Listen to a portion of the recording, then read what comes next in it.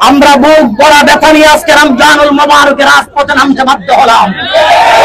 যেই মুহূর্তে দেখা যাচ্ছে ইসরায়েলি বর্বর জাতি, ইহুদি জাতি আমার মুসলমানদেরকে যখন গুপ্ত হামলা চালায়, ওই টাইমে মুসলমান আর ঘরে বসে থাকতে পারে না। আমি আমার মুসলমান ভাইদেরকে বলবো, যদি আপনারা কোকা-কোলা, পেপসি, ইসরায়েলি পণ্য যদি ব্যবহার করেন, তাইলে মুসলমানের রক্তের সাথে বেইমানি হবে।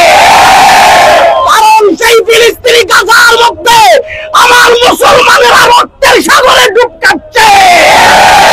মা তাদের ছোট্ট শিশুদের লাশ নিয়ে মিছিল করছে।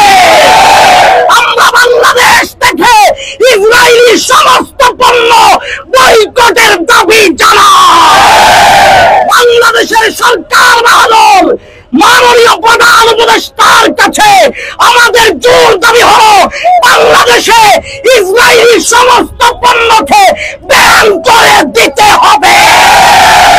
আর না ওই বাংলার মুসলমান আর ঘরে ফিরে যাবে না। আমরা রাজপথে আছি, রাজপথে থাকবো।